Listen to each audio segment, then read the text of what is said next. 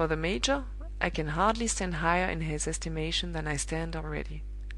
I am always ready to make his breakfast, and his daughter is not. I can always find things for him when he loses them, and his daughter can't. I never yawn when he proses, and his daughter does. I like the poor dear harmless old gentleman, so I won't say a word more about him. Well, here is a fair prospect for the future, surely? My good Oldershaw, there never was a prospect yet without an ugly place in it. My prospect has two ugly places in it. The name of one of them is Mrs. Milroy, and the name of the other is Mr. Midwinter. Mrs. Milroy first. Before I had been 5 minutes in the cottage, on the day of my arrival, what do you think she did? She sent downstairs and asked to see me.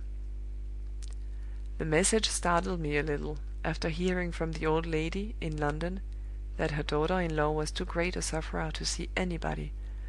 But of course when I got her message I had no choice but to go upstairs to the sick-room.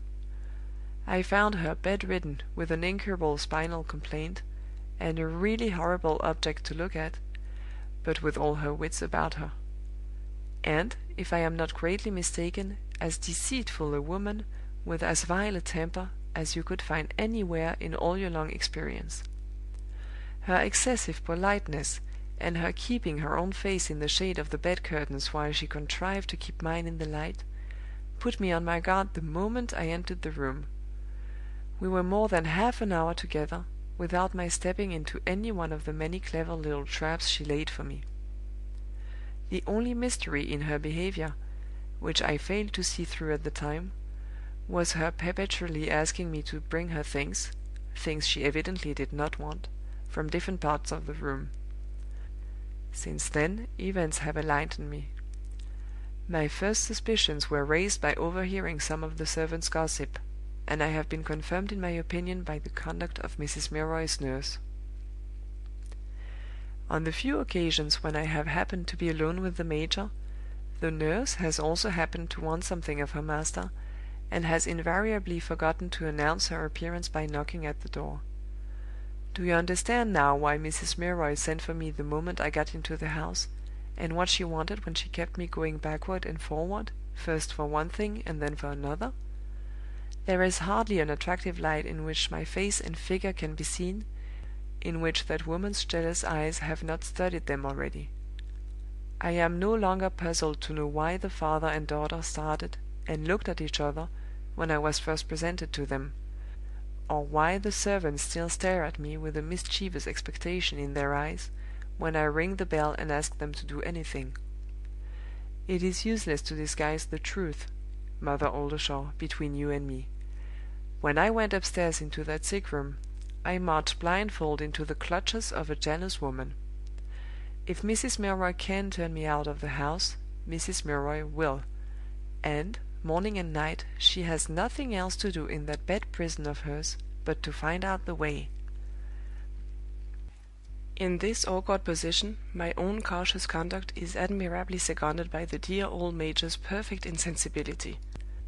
His wife's jealousy of him is as monstrous a delusion as any that could be found in a madhouse. It is the growth of her own vile temper, under the aggravation of an incurable illness.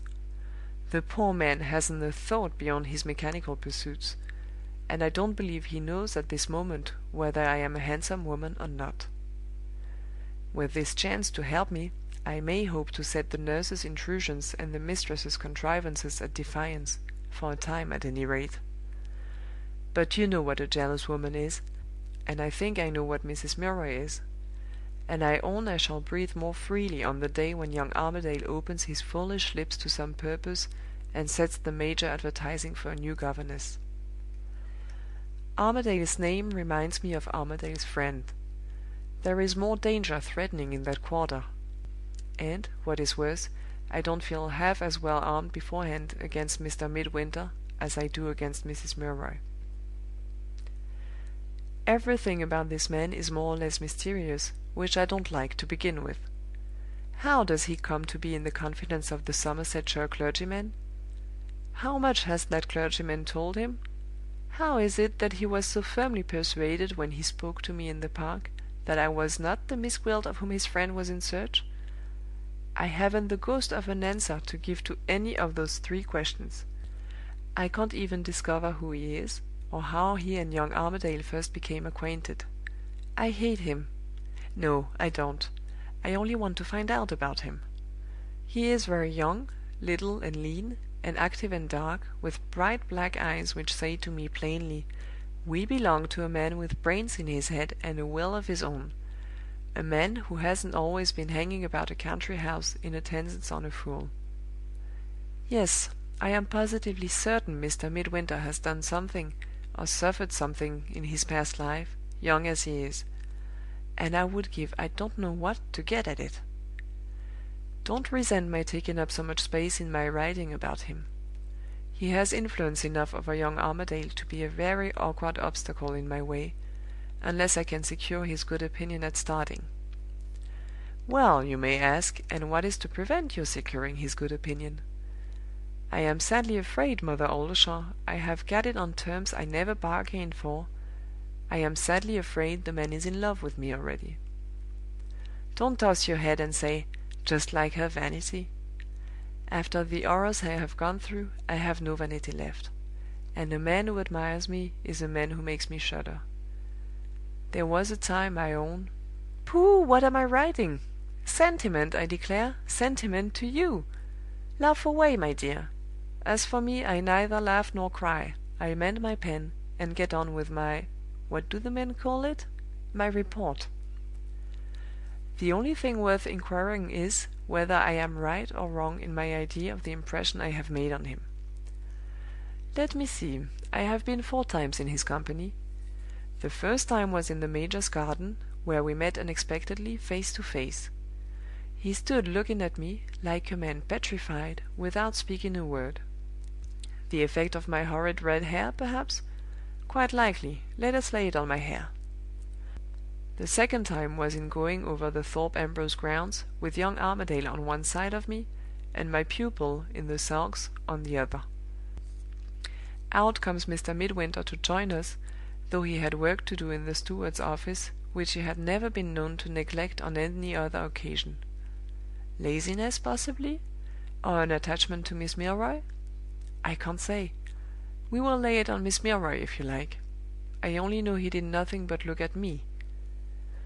The third time was at the private interview in the park, which I have told you of already. I never saw a man so agitated at putting a delicate question to a woman in my life. But that might have been only awkwardness, and his perpetually looking back after me when we had parted might have been only looking back at the view. Lay it on the view. By all means, lay it on the view. The fourth time was this very evening, at the little party. They made me play, and, as the piano was a good one, I did my best.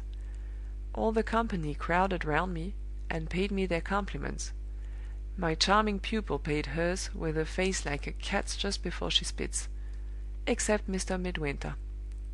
He waited till it was time to go, and then he caught me alone for a moment in the hall. There was just time for him to take my hand and say 2 words. Shall I tell you how he took my hand, and what his voice sounded like when he spoke? Quite needless.